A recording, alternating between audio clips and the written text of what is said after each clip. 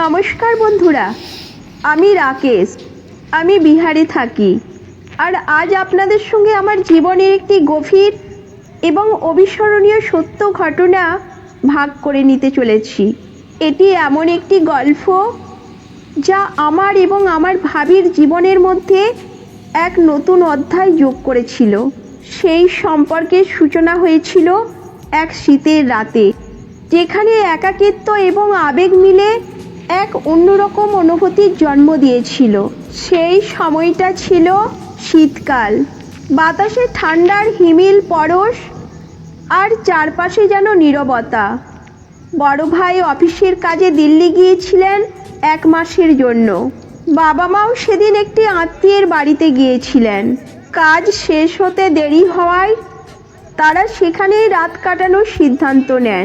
বাড়ি একেবারে ফাঁকা, কেবল আমি আর আমার ভাবিকে কখনো বারান্দায় হাঁটতে দেখছিলাম, আবার কখনো ঘরের ভেতরে একা থাকার কারণে তিনি খুব অস্থির লাগছিলেন। আমি আমার ঘরের জানালা দিয়ে এই সব লক্ষ্য করছিলাম। আমার ঘরের লাইট বন্ধ ছিল বলে তিনি আমাকে দেখতে পাচ্ছিলেন না। কিছুক্ষণ পর ভাবি বারান্দা থেকে আমার ঘরের দিকে এগিয়ে এলেন। দরজার সামনে এসে দাঁড়ালেন, কিন্তু কিছু না বলে আবার ফিরে গেলেন।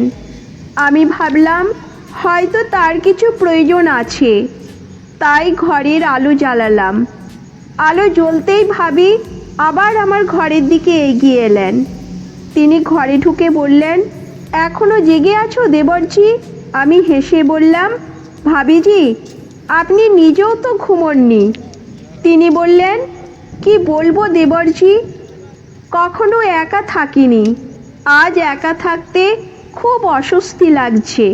আমি বললাম, ভাবিজি, যদি কিছু দরকার হয় আমাকে বলবেন, আমি কিভাবে সাহায্য করতে পারি। ভাবি একটু ইতস্তত করে বললেন, দেবরজি, যদি আপনি আমাদের ঘরে এসে থাকতেন তাহলে আমি অনেকটা নিশ্চিন্ত হতাম।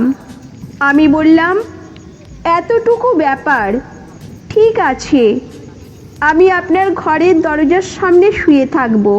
তিনি বললেন, না দেবরজি, বাইরে শুয়ে থাকলে ঠান্ডা লেগে যাবে। আপনি ঘরের ভেতরে এসে বিছানায় আমার পাশে শুয়ে থাকুন। আমি কিছুক্ষণ ভেবে রাজি হলাম। আমরা ঘরে গেলাম এবং বিছানায় শুয়ে পড়লাম, কিন্তু শীতের কারণে ভাবি বেশ কাঁপছিলেন। আমি তাকে জিজ্ঞেস করলাম, ভাবিজি, আমি কি আপনার জন্য গরম দুধ বা চা আনবো? তিনি না বললেন এবং আমার দিকে একটু এগিয়ে এলেন। তার ঠান্ডার কম্পন আমাকে ছুঁয়ে যাচ্ছিল। আমি বুঝতে পারলাম তিনি কেবল উষ্ণতার প্রয়োজন অনুভব করছেন। তাই আমি তার পাশে আরও ঘন হয়ে শুয়ে পড়লাম। ভাবি আমার দিকে তাকিয়ে হেসে বললেন, তুমি সত্যিই খুব ভালো মানুষ দেবরজি। আমি মুচকি হেসে বললাম, আপনার ভালো থাকাই আমার দায়িত্ব ভাবিজি।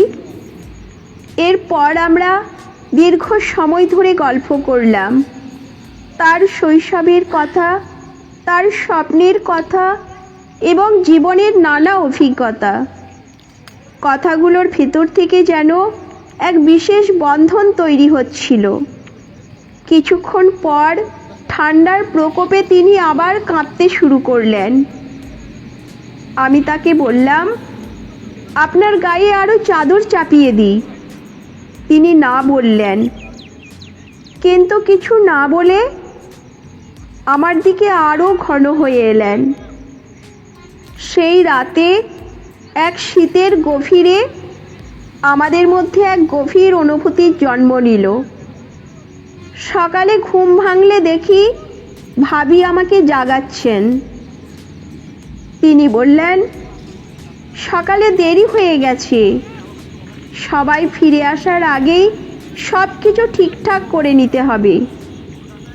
আমরা আবার স্বাভাবিক জীবনে ফিরে এলাম, কিন্তু সেই রাত আমাদের জীবনের গল্পে একটি নতুন অধ্যায় লিখে দিয়েছিল।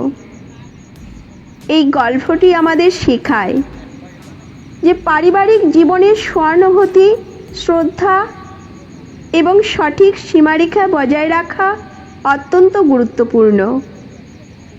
একে অপরের পাশে দাঁড়িয়ে সম্পর্ককে আরও মজবুত করা যায় এবং জীবনের সঠিক পথ অনুসরণ করা যায়।